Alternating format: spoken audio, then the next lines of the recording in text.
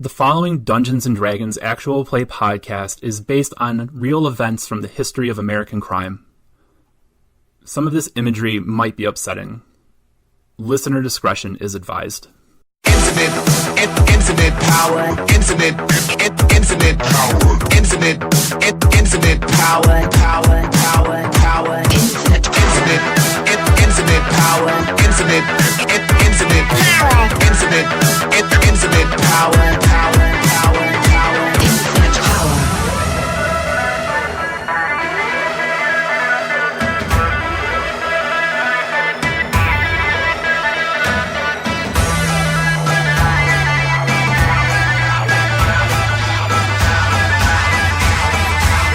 Infinite power.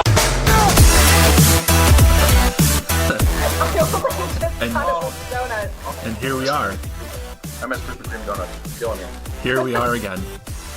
So, who remembers where we left off? Everything exploded. No, wait. There was a click. We split the party the first game session. Yeah, you did. Well, technically we did. Choices made to split the party. I had to arrest another member of the party and send them away. Yeah, somebody's in Carriage time right now. In time out.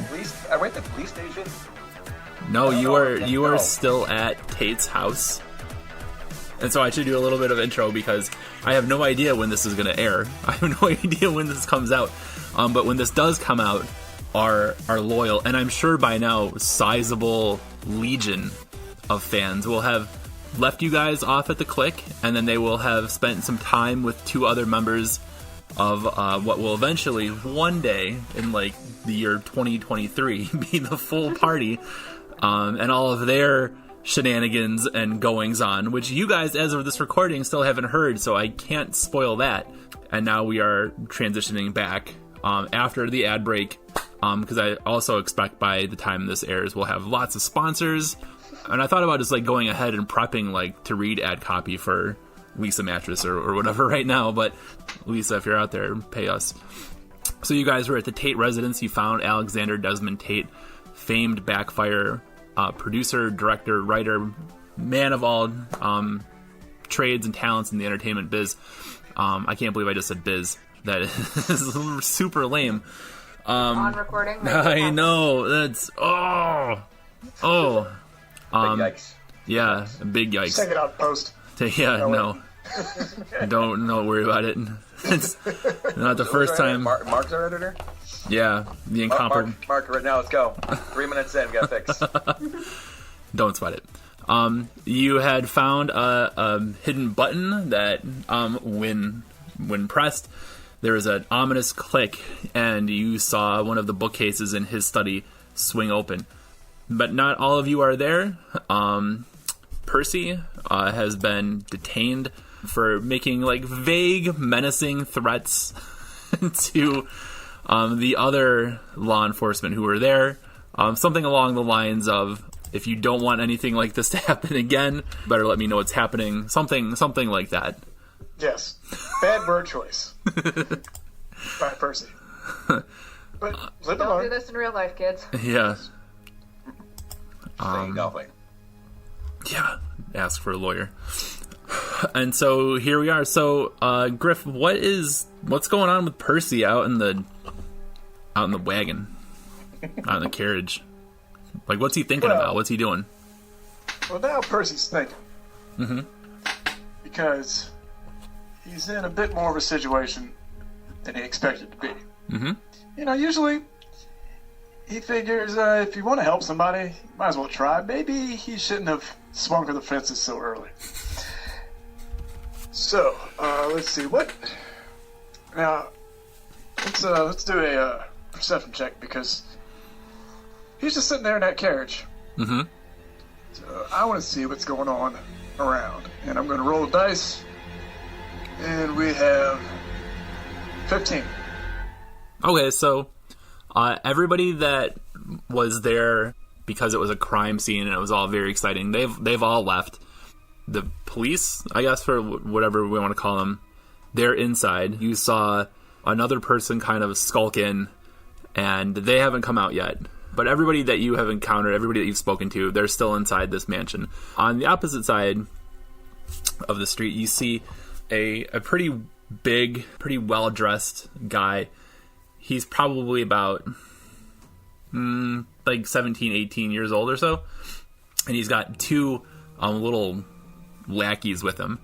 And they're kind of like looking around, and they come up to the carriage that you're in. Yeah. Okay. So, Percy sees them come up and just doesn't say anything. Okay. Awesome. So, they don't seem to notice you. The bigger one starts, like he's very obviously in charge, and he's bossing the other two little guys around, and they start climbing into the front of the carriage, like they're going to steal it. With him in the carriage? Yep. Ballsy. But they don't know. I mean, they haven't seen him there. Okay. So Let's see here. Is there anything separating? Is there some sort of, like, I don't know, Forgotten Realms partition between Percy and these folks trying to steal this carriage here? yeah, there would be a partition with like bars on it. Okay. Let's see here. So they're just focused on finagling their way to get this thing moving. These are three rich kids who have a chance to steal a cop car, and they're going for it. Oh, okay. So Percy waits for a little bit and then just coughs loudly. All three of the boys jump, like they're very clearly startled, and one of the little ones turns around, and he's like, "Oh no, Brody, there's somebody in here. We gotta go." And Brody's like, "Shut up!" And so Percy just kind of looks at them, and then he says, "Yeah, this carriage won't go." Hey, Brody, he says the carriage won't go. And Brody's like, "I said shut up!" And Brody turns around and he says to Percy, he's like, "Yo, what'd you do? You some kind of murderer?" Percy goes, I like how everybody's Italian in this game. Yeah. I think it's an artifact of living here. I agree. Came back to me when I was there. I was just right there. Percy just kind of looks at him and Yay. goes, "If I was a murderer, what do you think I would have done?" He thinks he thinks about this for a second. Like, this is a really like tough question that he would get in class.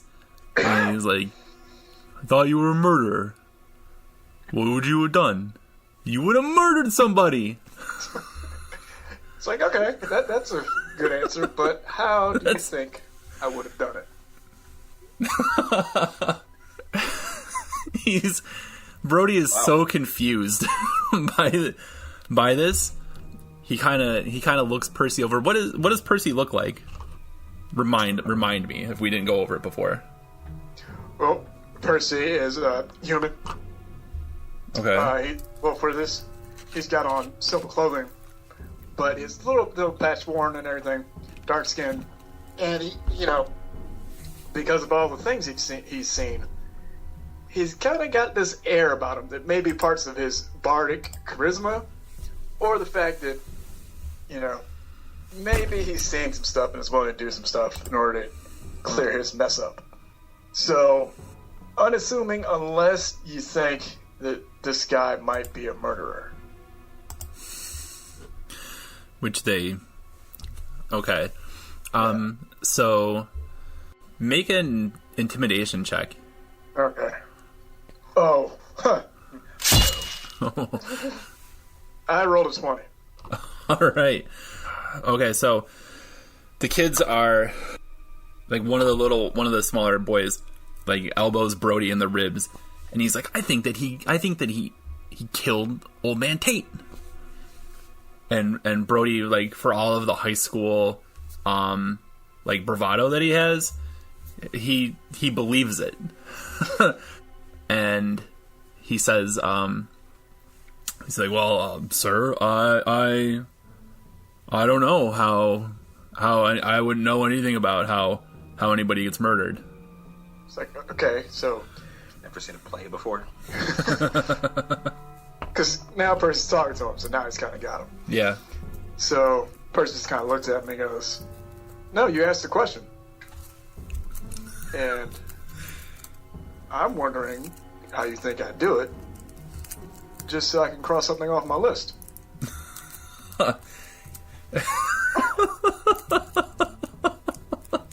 For the radio audience at home, everybody in the party is like really interested in this way this is playing out. Just Yeah. if your face just dropped, all of our faces just dropped. Yeah. I wish I could have taken a quick screenshot My of the face just dropped. This guy's.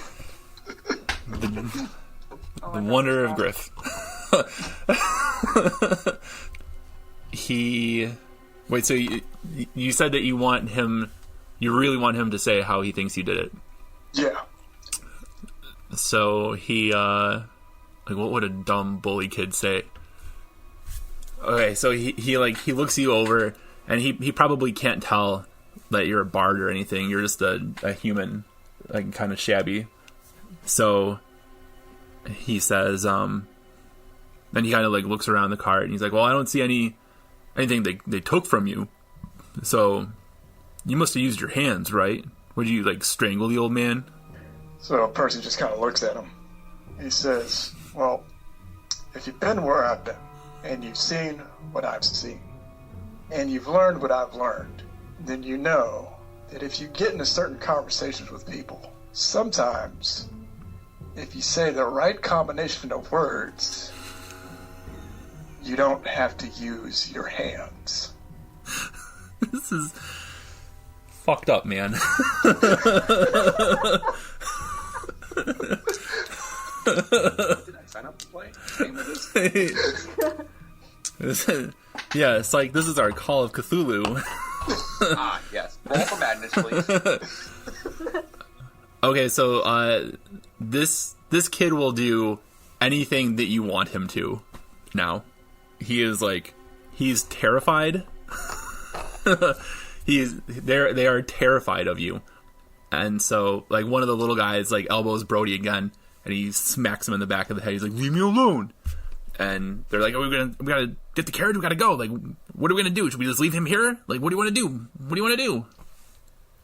And Brody's like, I think we'll have to, we're just gonna go. We're just gonna go. So Percy, like, looks at him and is like, "Wait, I need you to do something for me. What? I would like you to inform the officers everything you know about Mr. Tate. And if you don't, I'm going to say those words. And you're going to have a very short time left." Holy shit, dude. Alright. Brody's voice cracks a little bit. And he's suddenly, like, he looks very young all of a sudden. He doesn't look like the 17-year-old high school bully that he was. And the boys are, like, falling over themselves to, like, climb out of the carriage and run into the house. And they're like, "Officers, officers!" Officers. So, inside the house, you guys, there's a click, and the wall opens up a little bit, and just as you have your hand, just as Solar has his hand on the bookshelf to pull it open, these three boys come barreling into the into the house, and they, like, seeing the body of Alexander Tate just still there on the floor. One of them vomits immediately and starts crying, like, "Oh my god," and so from the carriage, Percy would see the three go in, and then see one of the little ones come running right back out. Just, like, screaming. And so, yeah, he's broken. Like, this boy is gone. The other two are just, like, standing over the body, just like mesmerized. Quick question. Yeah. When they fled the carriage, did they leave the door open? No, you never had them open the door. Oh, okay. They were just peering in. And... You are sitting in there like Hannibal Lecter. Having just... Are we allowed? So since we make movie references all day long, are we allowed to make movie references? Yes. With, like, quoting? Yeah, that's fine. Just checking for our hello, Clarice. Yeah. Oh yeah. You just. All right, so he's just all right. Cool. Yep. At first, he's just kind of sitting there like, I didn't think that would go that well. Of all the other times I've tried to drive people insane, it never worked. Just my day. So back in the house, Solar and Zafira and Rusty and Joey Greenhorn are all in there. I forgot about Joey. And Joey Greenhorn. Oh, Joey Greenhorn. Yeah. He's getting his stripes today. Yeah, Joey Greenhorn. Yeah, the other group also has they also came up with their own, not knowing anything about Joey Greenhorn, have their own NPC cop. So there's going to be some epic crossover stuff, I guess. CW style. And then the other NPC who was in there who burst in and was trying to... he said that he was Tate's agent. And so you guys are in there, and these two boys are all of a sudden, they came running, yelling into the house, and now they're there, standing over the body. Shouldn't Joey Greenhorn and Rusty be closer to the door to stop this kind of incident? So it's me and Zafira. We're the ones that went looking. We the ones that triggered the door. Yeah. And we went to. Yeah. We're facing that / at that door frame. Yeah. And I would assume we would have Rusty, Joey Greenhorn, and there's no. That's it. That's the two cop. That's the two MPs. My partner and the new cop guy. Yep. They should be between door duty and keeping the agent in the chair. Yeah. Rusty's with the agent in the chair because Rusty was aggressive. Joey Greenhorn's literally panicking about the situation, but he's outdoor duty, so the kids are gonna run right into him. Yeah. Joey Greenhorn. Okay, so the boys run right into Joey Greenhorn. Brody is probably just as big, if not a little bit bigger than Joey Greenhorn, and so easily gets past this sentry. Yep. And I would imagine that as the boys are having like one of those high school boys like, oh my god, it's a dead body, like that's so cool kind of things. Like I kind of see Joey almost like regressing a little bit and thinking like yeah, like that is pretty cool. And then having to be like, oh, wait, whoa, what? Like, whoa, you boys aren't supposed to be in here. What's going on? And Brody says, that man out in your carriage told us that he would kill us if we didn't tell you everything that we know, but I don't know that much about the body. I know that my mom likes his shows. She listens to the programs, but I don't know. He said he would use his words and that I would die. And Joey Greenhorn, he absorbs it all, and he's like, I'm gonna take this up the ladder. What a cop-out. He goes and tells Solar, that guy that you have out in the carriage, I just told these kids that he was going to kill them if they didn't come in here and talk to us, but the fat one says he doesn't know anything. And Brody's just like, he looks insulted, but a lot of baby fat, baby faced kid. So what does Solar do? Oh boy. So Johnny Greenhorn's the one talking to me? Yeah. I kind of register when he's talking to me. Like, I'm listening to it in the back of my ear. I hear the reference point where he's talking about how someone in the guy we put in the car is giving some stuff. Uh-huh. I turn around, I turn to Joey and go, okay, apparently the situation's not going to clean itself up. And I look over at Rusty, like, Rusty, get him out of the carriage, get him in here. I want more words with that guy before we let him back downtown. And then, Joey, don't move. All right. And then, I turn back to what I'm inspecting, and I'm going to do a perception check on the magical bookshelf. Okay. Secret entrance thing. I want to check for traps, both Arcana and Mechanical, and then any form of things that stick out, like ruins, symbols, scrolling, scries. I'm looking to basically investigate that space because I know not to enter secret back rooms and rooms without being a little bit cautious. Yes. How would you want me to Sarah do would this? probably be giving it a look over too, on her own. Probably more towards strength to see if there's any magic involved, because that's her thing. Yeah. Make your Arcana and investigation checks. All right, I need D&D. I need D&D Beyond. Hold on. 8. All right, Zafira. Thanks, All right, 1. Arcana's +1, and investigation is +3. Okay, so my Arcana check, 16. Okay. My investigation check, 8. Okay, so the investigation check doesn't turn anything up. Wait, hold on. My investigation has a proficiency. Hold on. It's cocked. 9. No, still not better. Yeah. It still doesn't turn anything up. Okay. The Arcana check, I think that you would sense that there's some sort of, and I think with Zafira's like being able to point it out to her, I think you would suspect that there might be some sort of magical alarm here. Yep. But no trap or anything like that.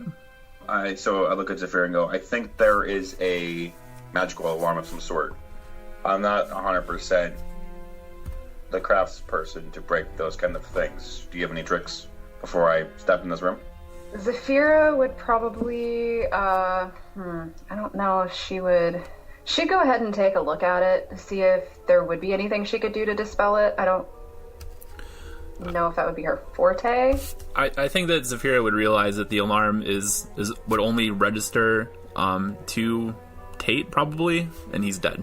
Okay. So it's more like a trigger that goes off, like he hears it type of thing. Hears it. Okay. Yeah, yep. Okay, so between our conversation, we look at each other. We both exchange like shrug glances of, I will enter the room. Okay. Yep. I'll go too. As I'm doing that, I'm giving us a backwards pass to make sure that Rusty's bringing Percy. Yeah. The person out, the rambunctious citizen. Make sure he's bringing him in the room. Rambunctious. Yep, that's his class. That new rambunctious citizen build from the Unearthed Arcana. Don't make me start writing things down. I'm curious, like, what the interaction between Rusty and Percy would be, but in the sake of time, I guess we'll just have to save that as like a deleted scene.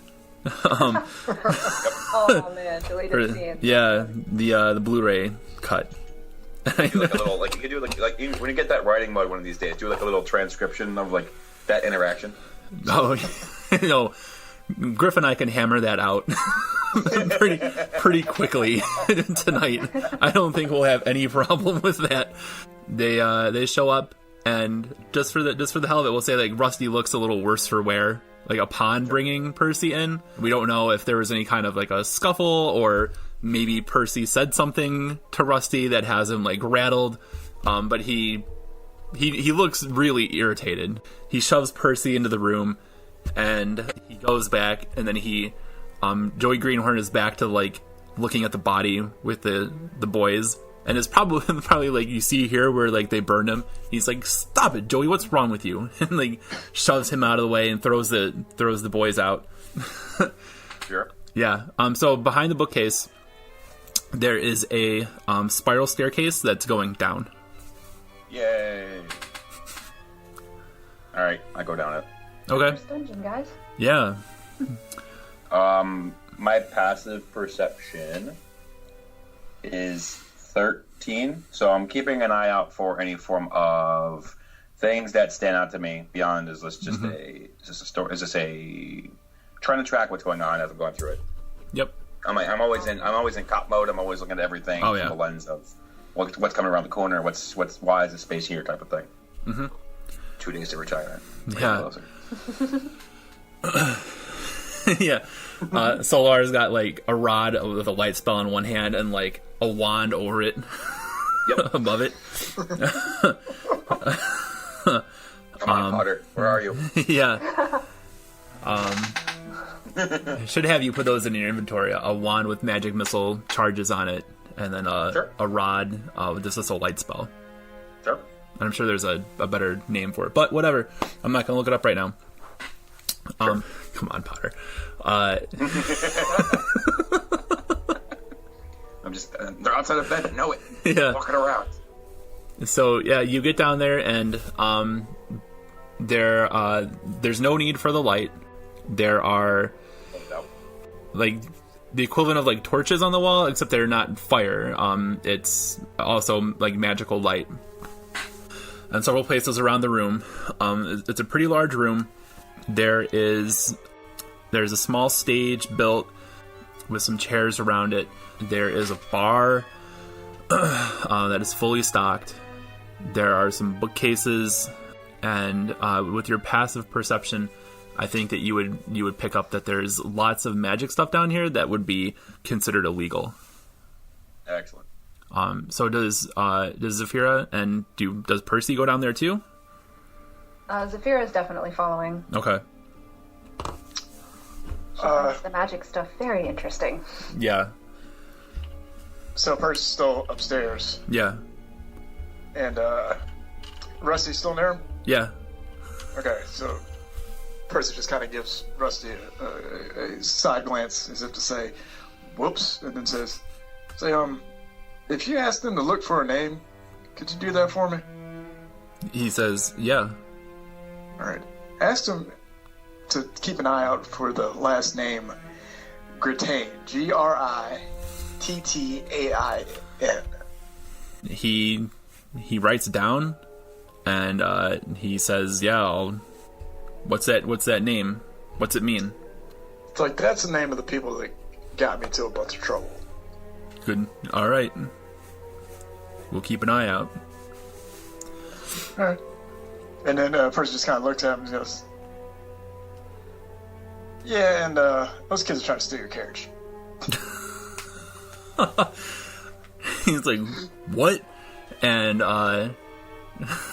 camera cuts to outside where the boys are now in the process of trying to figure out how to steal the carriage. Yes. I feel like they're attempting this, and then the way in which they're doing it, you can't really jack a police cruiser because of all the corruption. Yep. That either A, there's a kill switch, and or B, both Rusty and me are getting that mental note going, alarm's going off. Yeah. Yep. Yeah. Some sort of magic alarm. I imagine them like they're sitting there and they've got the reins and they're trying to figure out how to make the horse go, but the horse is like, no. The horse is like not having anything to do with this. The horse is not participating in this crime. Yeah, I can't remember if your carriage has a horse or if it was pulled by a centaur, which would be even funnier. It was a centaur. If it was a centaur. It was a centaur. Hey. Yeah. Okay. The centaur also doubles as like reinforcement. Yeah, muscle. Riot control.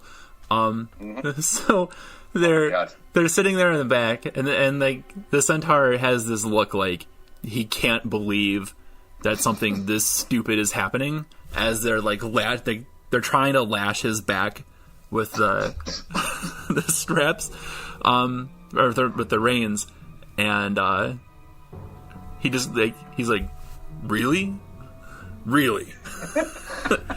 and like Brody, I can't get this stupid thing to start. Must be some kind of magic. We hear the distant sounds of two children being like chased across the yard by a centaur. Well, he couldn't because he's attached to the carriage. Like an emergency pull-up street. Yeah, it's true. An emergency release. Okay. He's like, I gotta go work now. Like, okay. Finally.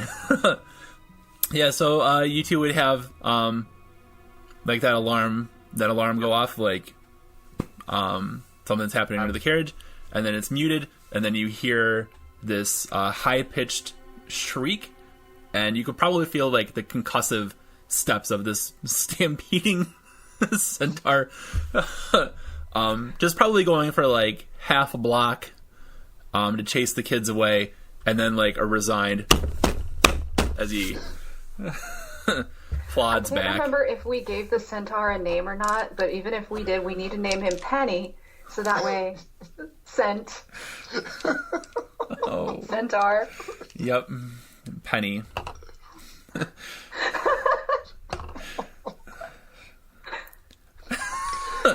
I'm not sorry. No, that pause that you heard was my trying to think about like the infinite ways to work in a Lost reference that probably only Griff and Mark and I would really appreciate, like not Penny's carriage. Which is really funny to me, but nobody else in all of existence. Penny made me think of the magicians, and I'm like, is our centaur teleport? How does this work? Like, I don't know where else to go with this. That'd be cool if you could. That'd be OP. He pulls a carriage as a disguise. Yeah. Hi again, everybody. This is Dr. Andy Wilczak. I wanted to say thanks again for taking time to listen to the show. We really appreciate it.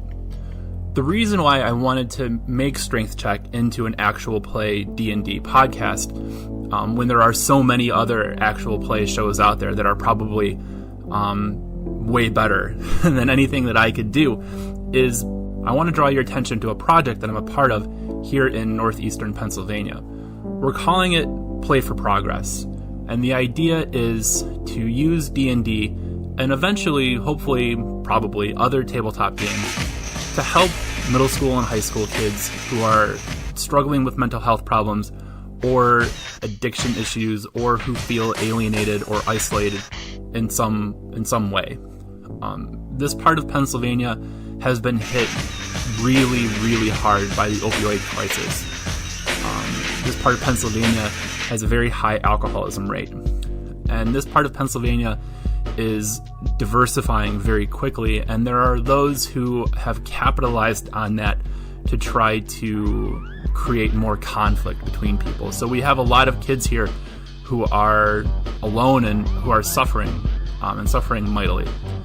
So what we're doing, and the point of this message now, is to just let you know that we are raising money to make Play for Progress a sustainable force for good in the northeastern Pennsylvania area. If you have even $5 to spare for us, you can go to GoFundMe.com/playforprogress with hyphens between the words, so play-for-progress. And anything that you can give us will go a long way towards making us sustainable. Thank you.